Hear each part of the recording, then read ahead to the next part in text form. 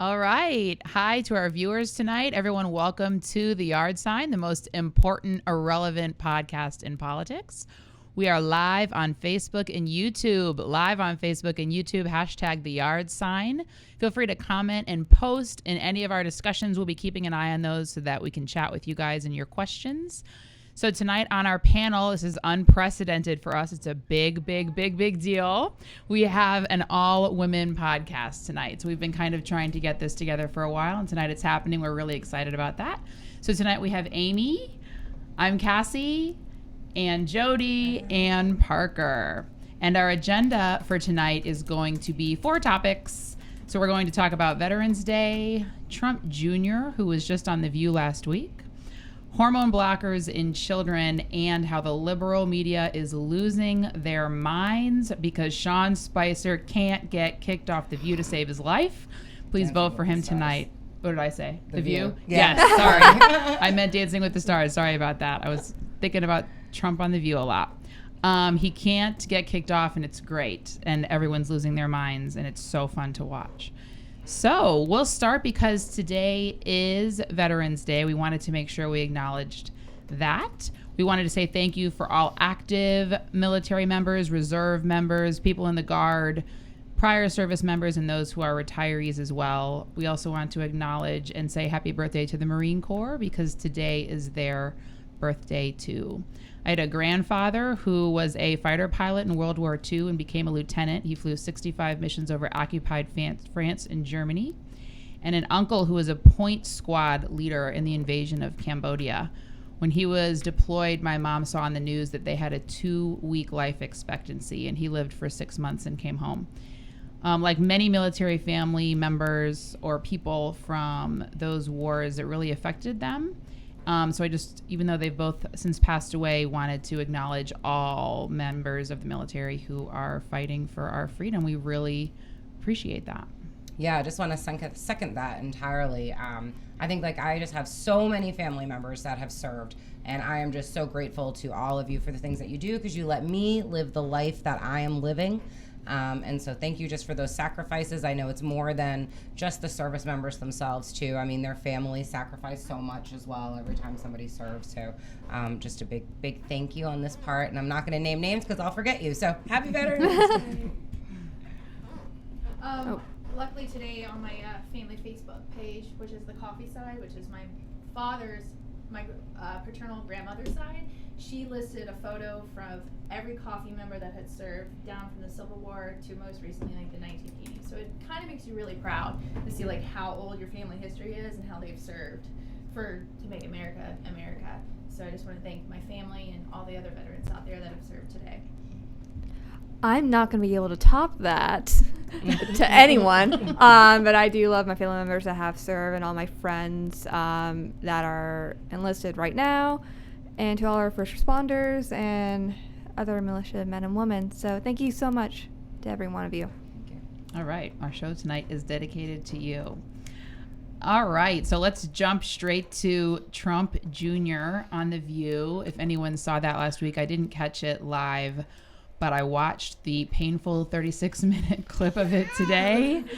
It was pretty crazy. I noticed even before Trump came on, they had a producer that they were chatting with who was off to the side, and he alluded to a joke of when he had to fire Joy at one point, and then she has since come back. And her comment to him was, I wrote it down, was it my raw sexuality that threatened you? And I just noticed, even before Trump came on, the hypocrisy about how if a man had alluded to any kind of a comment like that to any of those women, joking about his sexuality being a reason they didn't have a job, they would have lost their minds. But of course, if a woman says it, Joy is going to be as hypocritical as she can be and not even be fazed by it and make these comments. I totally missed that, in so many leaps and bounds. And I think that because so I didn't catch it live either. And one of the things I thought was really interesting was it took me forever to find the full episode. They have taken this thing off of everything. Yes. YouTube, Google, whatever. You can't get it. So I finally got it on abc.com. Thank you. And I was just cracking up though in the beginning of it because they came out on stage like mad.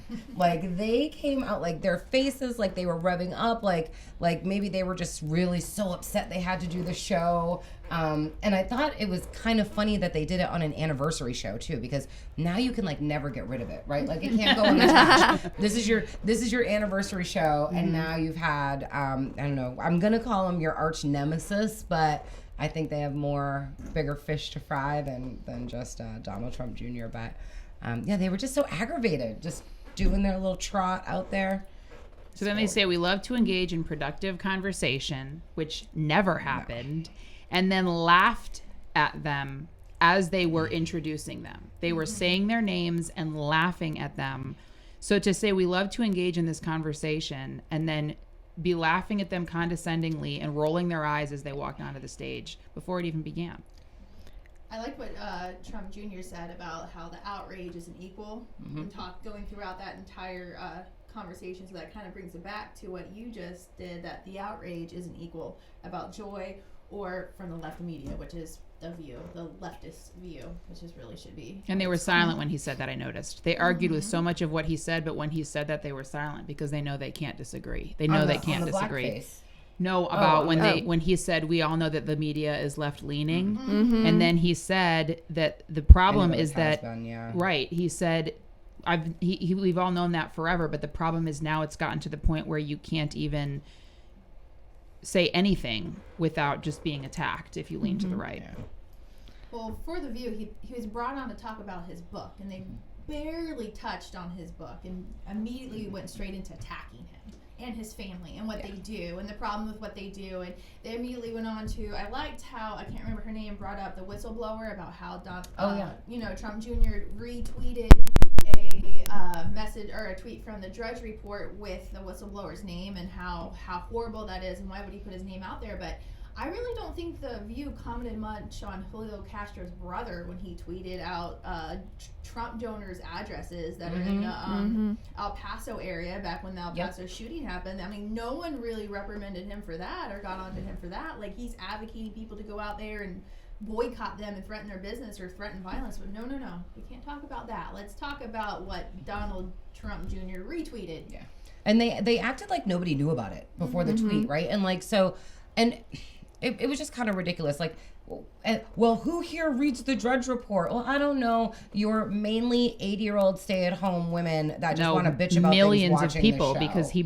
Drudge breaks things before anyone else does, which is exactly what Trump was alluding to. No, I just mean they're Tons asking and tons their of people. audience that isn't somebody that's going to go look that stuff up. Right. They were like looking for hands. Not people who watch The View. Exactly. That's what I mean. I'm like, your audience isn't looking this stuff up, but yeah, it was already out there. So like, why? Yeah, Whoopi Turner. I remember Whoopi Turner. Like, does anyone here really read that? It's like that's not their targeted audience, and that's what she was missing. Like, your audience right here thinks that you guys are actual news. Did you catch though how many people in the audience were applauding? Yeah. Oh yeah, and then they had to go, this isn't a MAGA rally. Like, okay, Whoopi, I'm gonna need you to calm down. Yeah, like this is what happens when people support the person you have on. And they didn't like that at all. They didn't like that at all. No, because they want people to think what they think. Like everyone booing and hissing and neighing. Yeah, but instead people were actually really excited, and that was interesting because she had to stand up, she had to say no, she had to say it's not. At one point she said children. Yes. So now not only is she insulting Trump, but she's so mad that she has viewers in the audience that are supporting him because he's making so much sense, dropping facts. They're introducing him every time he does, but now she's calling the audience children. Because they might actually agree with him, so therefore you gotta belittle them by saying your opinion is your children if you actually agree with this. And this is the problem that we see even in our local everyday lives, especially in Tampa, because there is such a left-wing hierarchy in Tampa in a way. I don't want to say hierarchy, but there is a good amount of people where if you do not think like me, you must be wrong. And that's what a lot of people on The View and other news shows, and even when we talk about Dancing Stars later, that's a big thing where people cannot understand, like, oh, how can people watch this show but also like people on the right? And the thing is that people don't understand that there is a huge vast of people on a huge spectrum of politics that like the same thing, and we are more alike than we are different.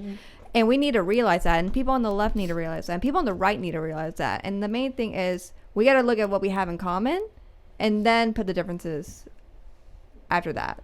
But so what she said about the whistleblower was the one you said that was in the white that was introducing this topic. She said the whole point in releasing the whistleblower's name is to intimidate. So there's over 100 American whistleblowers whose names have been released. I Googled it, and that's just what I found. I started counting. I got to 100, and I was like, okay, I've made my point. I mean, who knows how many more. And then she said, that's what dictators do. We stand by our people. I care about diplomacy. It was all I could do to keep it throwing something at my TV screen because every Democrat you talk to is saying, Trump is guilty. Now let's talk about impeachment. And like Trump said, 19 minutes before he was inaugurated, they were saying, let the impeachment process begin. Yeah, Trump Jr. did say that. I mean, he brought it up and they were like, we didn't say that on here. The very next day, you guys were talking about how we're going to get him impeached. It's not about what it is to impeach him. It's about just getting him impeached because we don't like him. Yeah. But for what? And that's the main thing. It's just like, if they breaks the law and you can prove that law and you can prove that he broke this code and this number and all that, that's one thing. But they can't find anything that he's broken. I like how that one lady was like, this is a memo. This is not the real transcript. I think this is a memo. So let's read She the wouldn't memo. call it a transcript. She refused yeah. to call it a transcript of the telephone conversation. Well, because nobody wants to accept that, like, maybe this is the phone call that, like, actually happened. Like, maybe this is a thing, right? And, like, they really didn't. She wouldn't call it. She wouldn't refer to it. And like you said earlier, too, how they barely talked about the book itself. They found the weirdest ways to connect the book. It was like, let's talk about this because you mentioned it in one line on page 193 in the footnote of your book. So here's my question for you. And I was like, you are really digging for this. Like, they are really, really digging for their ammo on there. And The host said the whistleblower went through the right channels. No one ever talks about it. I've said this on a podcast before. The rules for a whistleblower changed in August. He came forward in September. You used to not be able to be a secondhand witness to be a whistleblower, and they changed. So it just blows my mind and makes me really angry, the one side that they see. You know what I did like, though, the whole entire thing, the reason probably why we're talking about this is that Trump Jr. pointed out that the Democrats and the left and the media are not used to Republicans fighting back and not used to Trump fighting back. They used to take it on the chin and just not do anything or say anything. And that's why I think this view was very important because Donald Trump Jr. was on there fighting back. He was swinging left and right. And he was not. He said my dad's going down. He said my dad's a counterpuncher, and conservatives have been known for not fighting back forever. And now you guys are mad because there's someone who's not taking it lying down, and it's so true. They even said another thing they said in the intro was, we have never talked about politics as much as we talk about now. And I wish I could have said, why do you think that is then? That is happening because you've always just been able to go with the flow, and now someone is disrupting the flow. And so you have to talk about it more because what's coming forward is stuff that you've never wanted anyone to be able to hear before. Just another piece of obnoxiousness from that show that I rather enjoyed while hating on Whoopi because I just think you're horrible. At the end, she wouldn't even really acknowledge them to say goodbye or thank you. It was, the show's over now. And then everybody was like, we still have a couple minutes, don't we? She was like, yeah, but this show, and for Donald and Kimberly, who I love, by the way, this show is over. Check the book. Bam. And then it was nothing. It was just right off. So there wasn't any sense of like, thank you for bringing conversation. Thank you for bringing millions of different viewers because I never would have watched the show if he wasn't on there.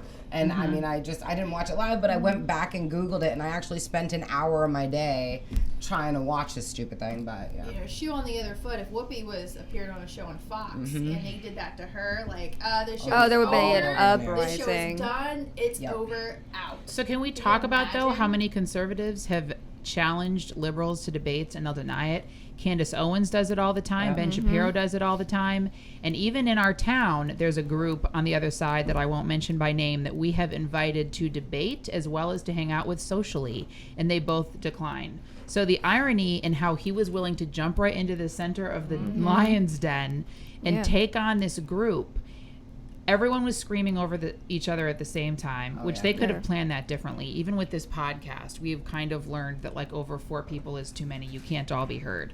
You knew it was going to be controversial. You could have talked beforehand about how you're going to behave. And every time he started to drop the facts and drop the facts and drop the facts, their response was either, this is a lie, or one time Whoopi's random comment was, this is only an hour show. They were thinking of any possible way that they could to interrupt him when he would state facts. At the end, when he was pointing out, no one ever says this, how his father donates all of his salary back into the treasury. How they're not actually making money because he's giving it back. Every time he was like, facts, smackdown, they couldn't handle it.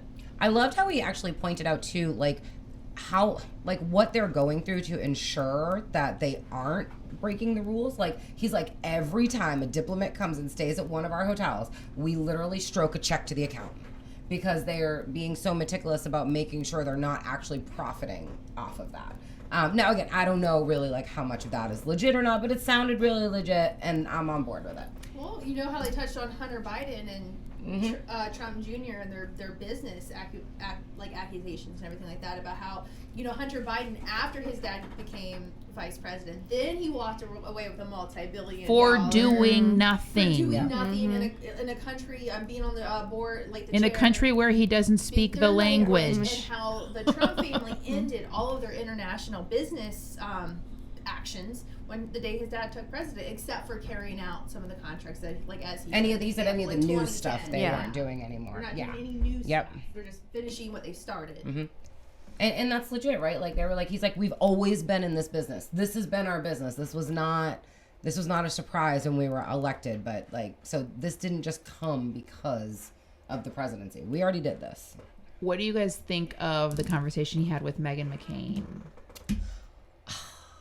I don't really like her. So I like, just she was very quiet. Well, you know what the president said about her father, who has since passed. I mean, just because people pass though doesn't mean that things that we said about them or things that we thought about them or relationships we had with them aren't valid. So like, I am probably not a great person to speak to that. And we've had this conversation about different things where like maybe my empathy lacks. But just because somebody dies doesn't mean that all of a sudden, oh, they're wonderful and we had a great relationship and we should praise it. Like, you should continue on in thinking what you thought about them before they died, and you should continue on in saying whatever you said about them while they were alive, right? Like, I feel like when people die, we backpedal because we all feel bad. Yeah. Like, just like, it's more that you can just be silent, especially it was very soon after he died. And I just remember, I personally cannot imagine hearing someone say anything negative about my father, who's not even here to defend himself. Now, especially with the sacrifices that he made. That tweet in response to them publicly saying Trump was not invited to his funeral?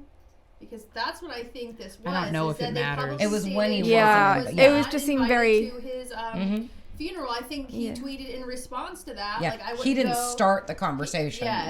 But it did seem very petty, though. But that's Trump, though. Like, yeah, but still, he's a grown man. But that's Trump used Twitter to his advantage, like no other president before him, and he uses it now to get his point across. Because again, the media will kind of change what he said if he trusts CNN with his with a reporter. Oh yeah, definitely, I agree with that. So, but it also just seemed somewhat petty to then, instead of taking the high road and being like, sorry for your loss, yada yada, and then maybe later we go back and look at maybe all of what McCain did wasn't entirely right. Well, who's to say that Trump didn't do that? Who's to say Trump on the private side said, we don't know that, though. Exactly. And then they came out publicly and said Trump's not invited to the thing because, well, I didn't think he was that great of a person. But I also feel like if he did something privately, he would have said something.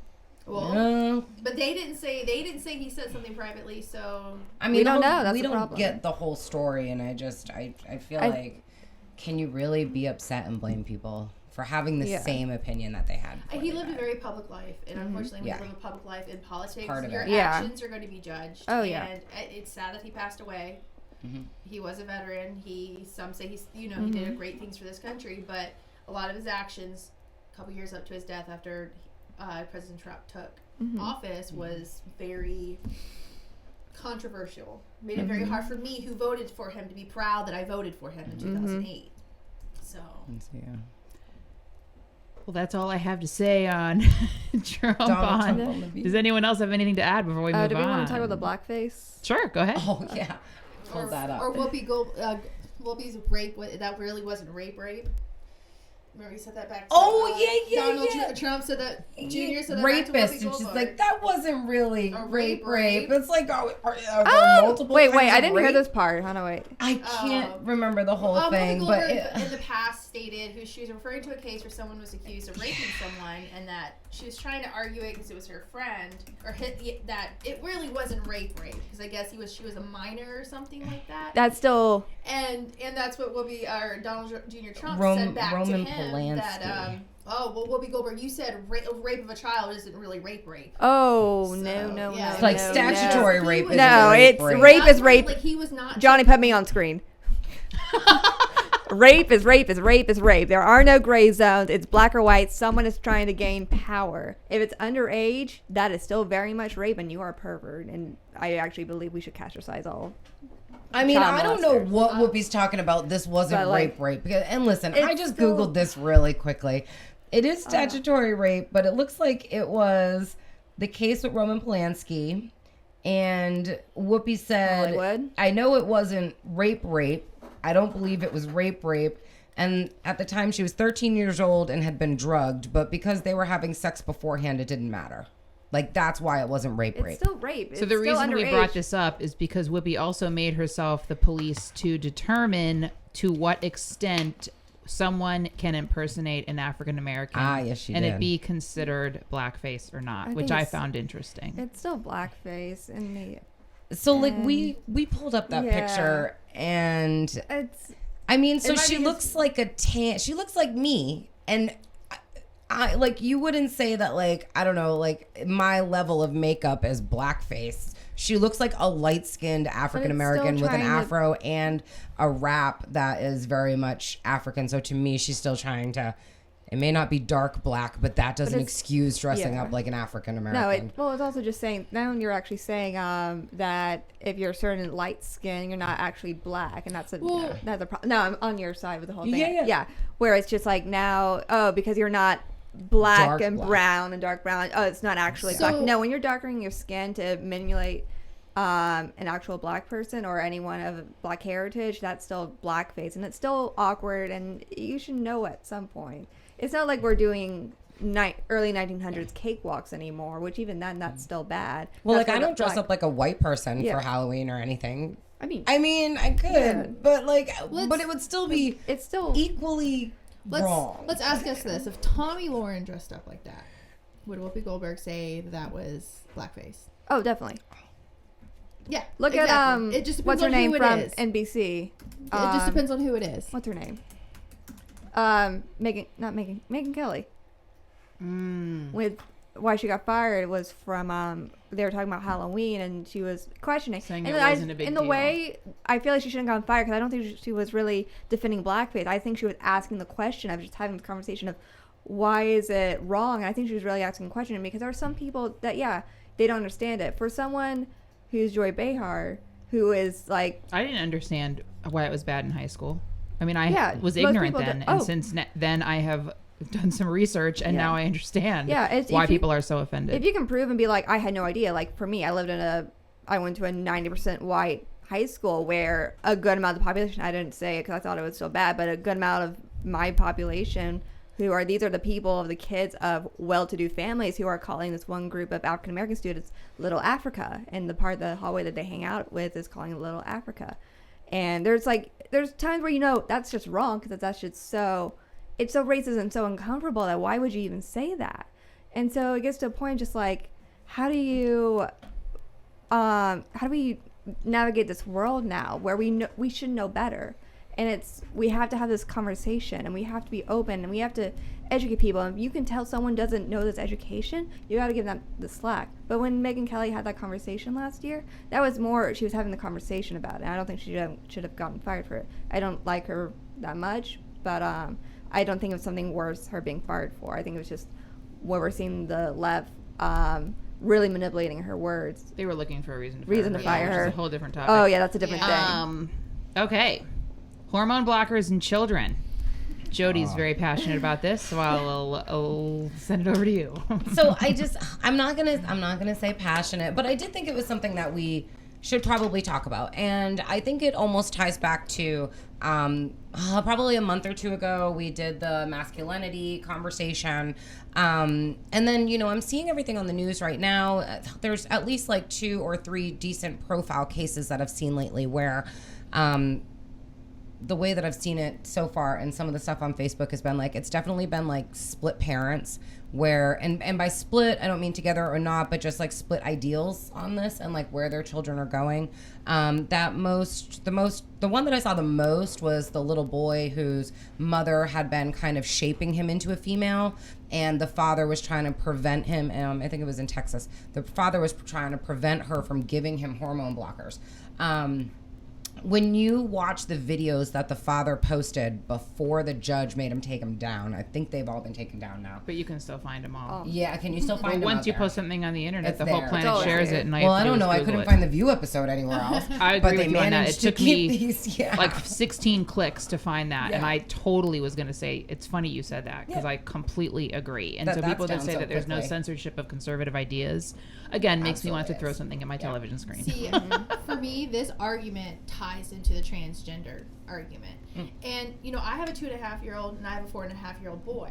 For me to start telling them that, no, you're not a boy, you're a girl, just because they wanted to play with Barbies one day, and me to keep that going, I think can damage them mentally. Oh, absolutely. Damage their psyche. For them to start pushing on them that you aren't, that sex and gender aren't linked, because they are, and that he's a boy. No, but today you could be a girl if you really wanted to be a girl. I think that could really damage them. But here's the other opposite thing. It's if someone really is transgender and then the parents are trying to force their biological gender on that child. But at that point, I guess the argument is at that point they don't know. They wouldn't know. No, like for sure. These children are under 12. Oh, yeah. Right? But this woman also was telling the boy he was a girl every day, dressing him up in dresses, headbands, taking him to counselors defending it that will, because she's been taking him to people that are on her mindset, and so or will take her money. Absolutely, they'll take her money for it, because she's been paying for counselors to do that. She's even got like some of the school counselors on board, I think, but it's because she's engrossed him so much in this lifestyle of, I'm not a boy, I'm a girl. I mean, he even goes by the female name. So it's just really, I think it's really, I really think it's child abuse at that point when we're doing that, right? And so there's so many different things. So I work, sometimes I volunteer with the Department of Children and Families here in the 13th District. I volunteer to represent kids that are in the foster care system.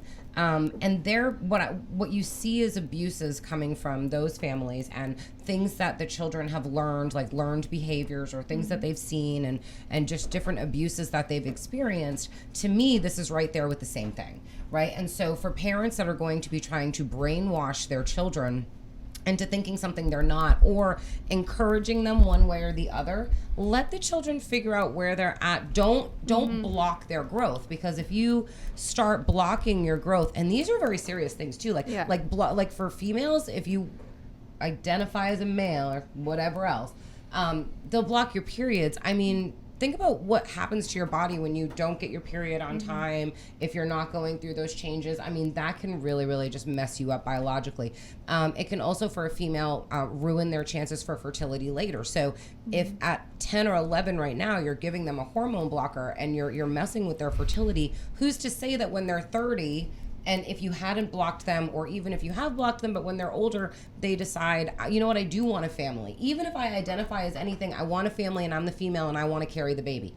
You may not be able to because of all of these hormone treatments and fertility changes that you've had. So I just think that we're not looking at the bigger picture of these things. But you're also suggesting that it's a choice, and then it's so wishy-washy, and that's just perpetuates these kind of stereotypes or misunderstandings of who trans people are. And for most of the time, it's not a choice. And if you look at research, people's brainwaves actually reflect their gender identity rather than their biological genders. And there's so much different sciences that go into this that I'm not sure. So you think it's not a choice. It's not a choice. Genetic. not so much there's still so much research that we haven't done on transgender. This is still very much a new conversation. Yeah, openly. and there's also, to counter what she says, there's not a lot of research of long-term effects this can have. Like, if you want to go based off of science and what science has to say, science says there are two genders, and it is malleable. If you actually listen to the actual, well, then if there's genders and there's gender identity. If there's not, I identify as a skinny person. I am not. Right? No. It, like there's an identity and there is an actual physical scientific no, gender. definitely. No, there's definitely a biological sex and a gender identity. But science shows that your brainwave shows your gender identity, and that they're actually gender itself really They've is connected that to make it work for the narrative. If there's not if you actually look at people that study genetics, who actually have the PhD and they're in charge of the genetics institute, I actually don't remember the full name for it. They'll be like, there's like 34 actual genders, whatever. Biologically wise, there are two genders. And this is still a conversation that we're having. That's why we're having this conversation. We'll have this debate. But we have to be open to the ideas that, here's my thing with the whole hormone things. I think 6-year-old, it's too young. Any of the single digits, way too young. Probably about 16, and you've been saying for years that you are the opposite gender. When you're a teenager, your brain is still growing the left and the right side at the same time, and you're learning by experimenting, just like you were when you were a toddler. And any teenager that you talk to is definitely experimenting with ways of life that they change their mind on. And I can tell you, everyone sitting here at this table, and probably anyone I could find if I took a random sample, would tell me there were things that they did when they were teenagers, ways that they thought when they were teenagers, and ways that they behaved when they were teenagers that they have since changed their mind. Yes. I may agree with you. After they turn 30, there's a reason why when people inherit millions of dollars from parents, their parents say you can't take this money until you're 30. There's a reason you can't volunteer, you can't be in the military until you're 18. To say at 16 years old, when kids are experimenting with guns, drugs, cigarettes, and anything else that they experiment with, that this is a time to say you can choose to be a different gender, I absolutely think that is just as malicious as doing it to a kid who's 3. And I do think that, like, so I support, you know, I definitely support gay, lesbian, trans rights. I think you should be able to do what you want, marry who you want. Please adopt children, foster them. You're some of my best friends, some of my family members. I fully support it. When you've gotten to a point where you can actually, and it may not be an age, it might be a maturity level, but I can tell you, it sure is not under 18. Right. Like, you are probably feeling these things and thinking these things, but somebody is also teaching you that and kind of feeding into that at a young age, and somebody's moving you along to that. And I'm not saying force them to play with G.I. Joes. Oh, yeah. I'm just saying, let them know that, like, it's too young for you to decide this. Yeah. Live your life, see how you feel. It's okay for you to do different things. Just we support whoever you end up being. Yes. Oh, yeah. Yes, we fully support it. It's just parents should not be doing hormone blockers. They do these, they start at, like, because if you think about how early puberty starts now, so they're starting these at 9, 10, 11 years old. Which I don't think is right. I don't think that's right. Well, when puberty starts, it's subjective. So for some girls, it starts as early as 8, and then you have some 14, girls out 15, there that are 16, 17 years old before they get their first period. Oh, apparently my teacher knew someone that got her first period at 35, which I don't get how that happened. Well, maybe she had a blocker. Yeah, maybe. I'm kidding. It wasn't back there, right? It was that older. Yeah, I'm like, I don't think they had. Not my teacher. She knew someone, but. But I mean, it's just, there's so many different ways that it can really be affecting you, and and I just think that you shouldn't be subjecting children on this. I really do think that it's child abuse, and I really hated seeing that Texas court, and I'm really glad that they're looking into it now. And I should have done more research, but I think it's been silenced since then. I think one of the judges put a gag order on the dad, but I really hated seeing that Texas court support the mom, and other people have to step in and say, what is wrong with you? And it's Texas of all Republican places. Was not it even Austin? Republican. But it depends on where it was at. But like just being like conservative, not even Republican, just being people. I don't know. I don't know that I don't know if it's a political issue so much as a but they are pushing it, taking care of children. But they are pushing it locally, if you think about it, they're allowing drag queens to go in and do a reading happy hour. Okay, I'm fine with that. Like, with children, that's but just that a character. also, but that's also a character. But that's also pushing that pushing like this person is a sexuality. boy, but she's choosing to be a girl. Drag and, like, has been a part and of the art that since brings the me, beginning. That of brings time. me back to my argument, like telling my 4.5-year-old or my 5-year-old or my 6-year-old that you're a boy, but you could choose to be a girl at a very young age, or somebody can choose to be a girl. Is drag shows promote sexuality. It does. And anything that promotes sexuality to a child who's still growing, it doesn't matter if it's gay, straight, or one of the 800,000 genders somebody feels like making up that day. And I'm sorry to sound insulting, but that's exactly what I feel like it is. It's making up what you feel like being that day. No one can argue that when you go to a trans show, it's extremely sexual. It's drag. Drag has been around. Regardless. But drag is sexual I as well. can't think. Drag has been around. You don't go to drag shows But at like, night. take a kid to a cabaret. Acting itself had started out with drag. Women weren't allowed to do acting. That's it was not, all drag. Is that what they're doing? I thought at these totally happy different. hours No, but it's the and these history of shows, drag. They're teaching the kids how to twerk. That was in the UK, which also Is by a the time that by problem. pop culture that came It's out in promoting 2014. sexuality. So to let me children. ask you It's something. dancing. So if they do a drag queen, they're coming into 6 and 7-year-olds and explaining that this is a man that is dressed up as a woman and that you guys need to refer to her as she, her, ma'am, miss, whatever her name is. Mm-hmm. At a 6 or 7-year-old, that brings me back where I have to explain to my child where this you could damage explain, his respect sight, them. that I no do they deserve respect? That do they this deserve, is no bring this. They Let me deserve finish my respect, sentence. but she deserves respect as a parent. To That not have you an can adult damage you conversation. choose not to you go. can damage You their choose not psyche to go that then. My You choose kid not to could go question then. that he could change his being a boy or a girl. You can't He's a change. character. A drag queen's a character. It's not a Okay, me and you understand that. This And is that's not an sometimes argument not between always a me and you, character, but though. That trying is to translate that to a drag queens, child is their hard. life. It's not just a character. So I also think we can't degrade it and making it seem like it's only a character. That's also somebody that they identify with and how they live their lives. I mean, I know some drag queens that they don't only do drag. They do drag as another way to make money because they get dressed up anyway. But they would dress that way normally and in person, and it's part of their lifestyle. And so I get I don't that. want to say it's just a character either. And here's the thing, most of those people probably are passing, or they are their own people, and that's just, they deserve their own respect. If you don't want to go to a drag show at a library, that's your choice. I don't think you've said anything about disrespecting them. Yeah, no. Yeah. No, but you're also saying that they shouldn't be there. And here's the thing. No, I'm saying it's damaging. No. Like it could potentially So cause act mental in damage shows to a intended for young adults. You are That's now what she's now saying. saying So that adults you can do choose not to go. think your 6-year-old is intelligent enough. And that's really just... Do you have a 6-year-old? No, but I've worked with 6-year-olds. Okay, They're a lot I've- smarter than I've they got think. it And I've seen so many moms now that are really just not giving their children the respect of their intelligence now. No, like A 6-year-old is not intelligent. my No, 4.5-year-old more is to very intelligent. Knowledge-wise, and they but don't they go out on are... their He own. does they not- can understand a lot more than what we think. He does not need to grapple right now with the fact that boys can be girls and girls can be boys. There's He doesn't enough need that to they're deal with that learning. right now. No. He's 4.5, 5. He needs to You learn just his take them to a drag show. ABCs. If you see a drag queen around or whatever, you just and they ask, be like, what is that? Or who is that?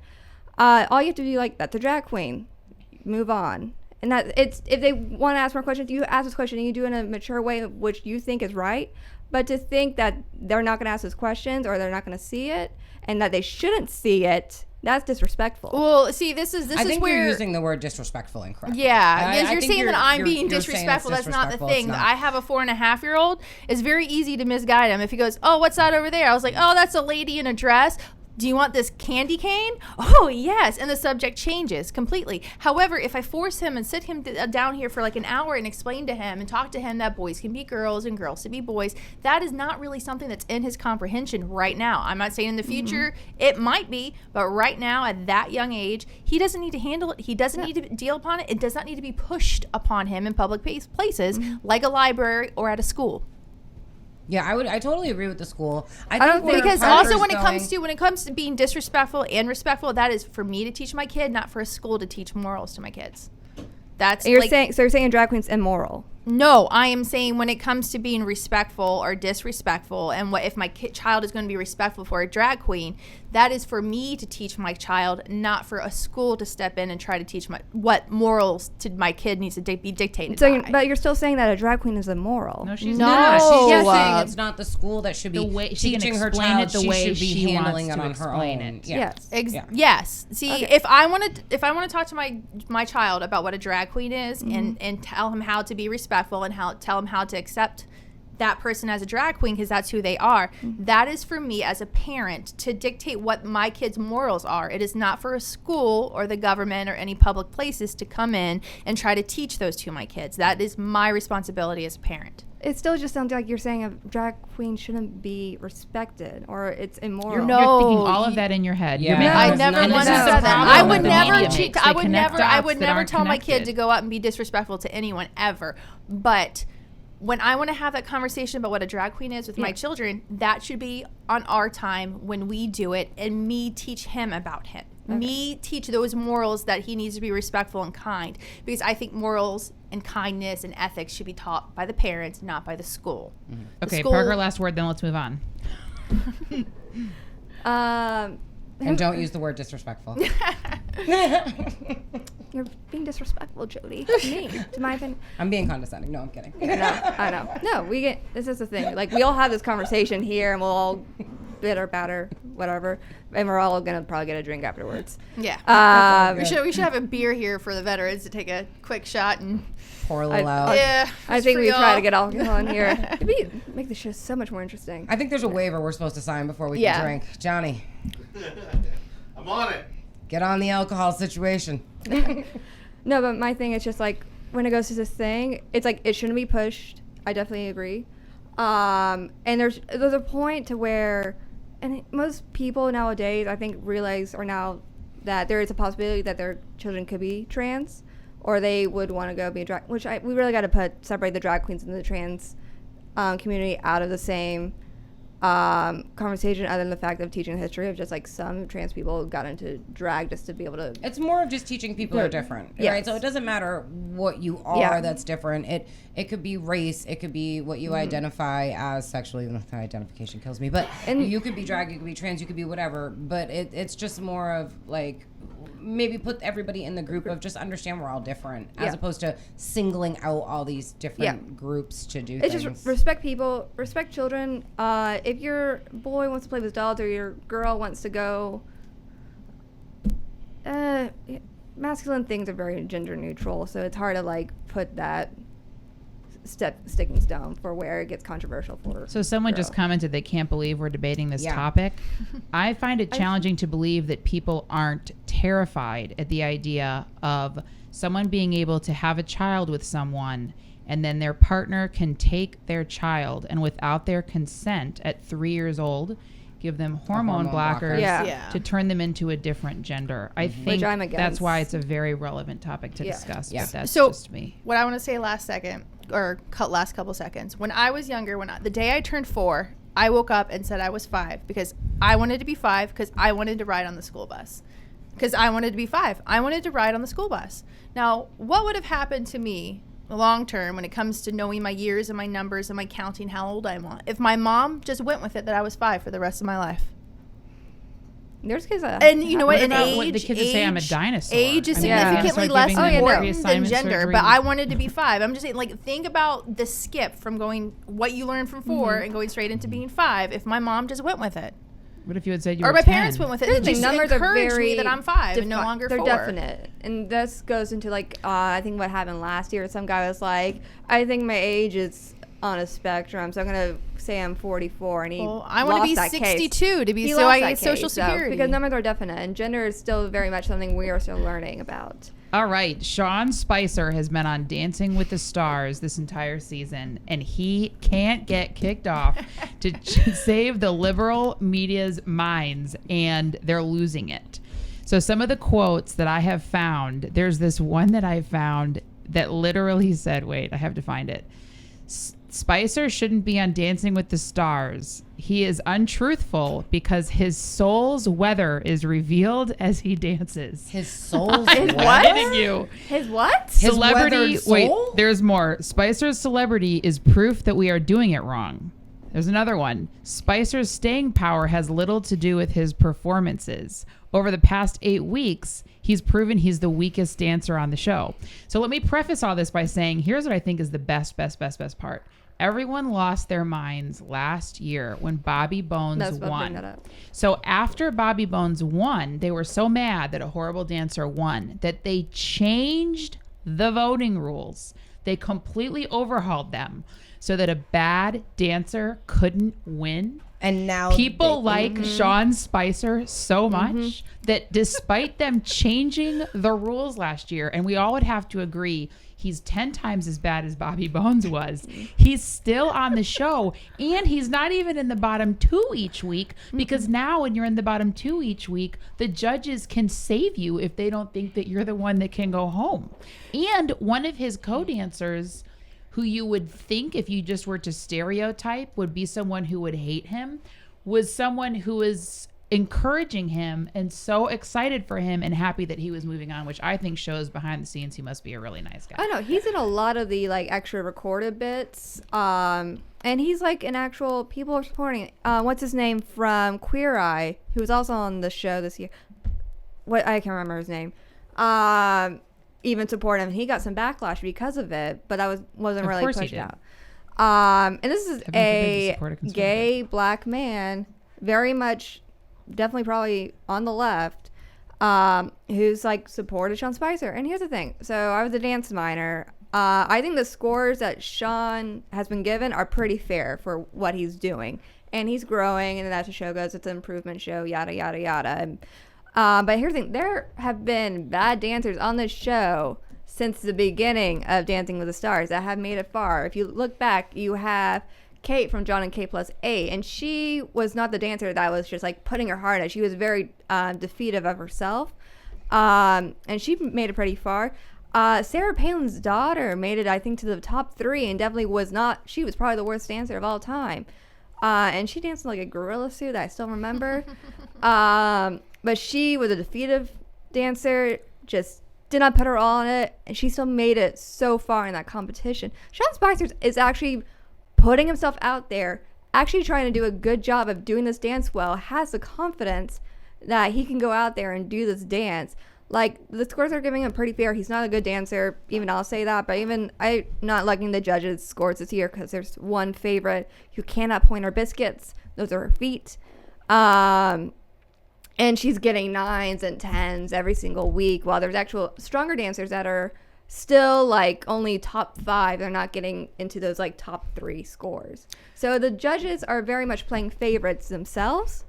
And you'll see that from like the past 2 weeks. Allie from Fifth Harmony is the girl that can't point her toes, but it's top of the leaderboard every single week with judges' scores.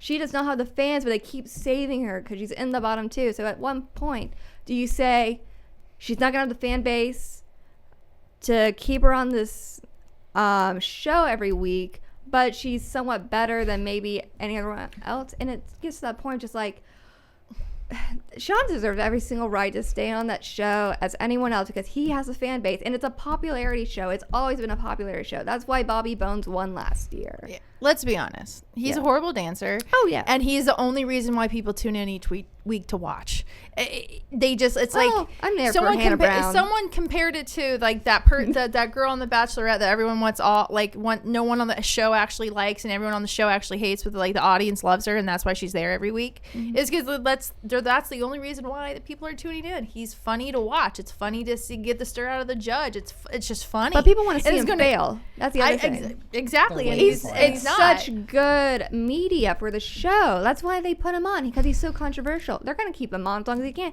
because he probably does bring in views. Not from just the right side who like him, but it's also because people want to see him fail. But what's funny is the number of articles, and every time you see a clip on TV, people are angry. And if it was a liberal who is a horrible dancer, it would be endearing and they would be cheering for the underdog. I think that's why I posted this when I saw this article. Well, even that, I think when insane. Kate from John and Kate Plus 8 was on the show, I think they gave her a hard time, a lot of the articles, but she kept staying on because she had the fan base. And it goes back, even when Sarah Palin's daughter was on there, they didn't give her as much publicity, and she was even a worse dancer than Sean Spicer was. They didn't give her as much publicity as Sean Spicer's getting now. And it's because we have such a political divide, especially within the media. Back in 2008, 2009, when she was on, it definitely wasn't as divided. We got along as people, per se. I think with all the negative backlash and all the negative articles and like everyone printing and getting angry about it is kind of what I feel is like pushing him along and why he keeps coming back. Because I'm voting again, for him that's tonight. I haven't voted yet. That's why people are tuning in, is just to see people get all irritated about it.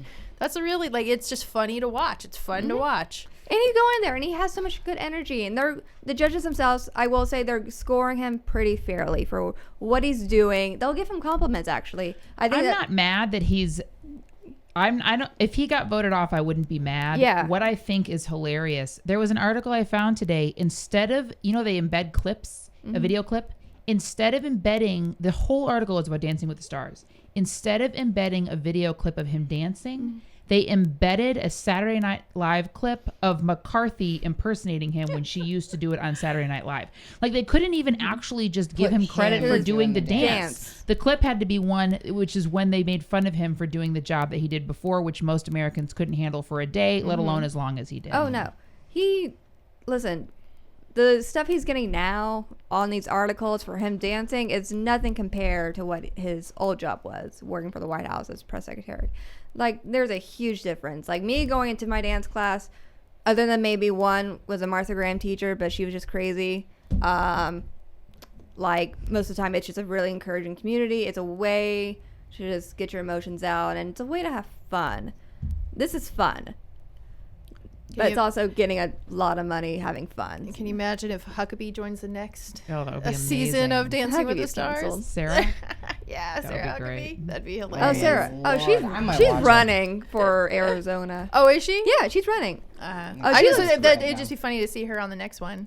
No, she's a political figure. She's going to go into office. Probably. I'm trying to think who would be like the next political star to go onto Dancing with the Stars. Probably AOC if she doesn't win her next election. She could win. I'm just saying she's just... but she'd want to just like split all the votes and then nobody wins, right? And we all win, and let's also do it with no electricity.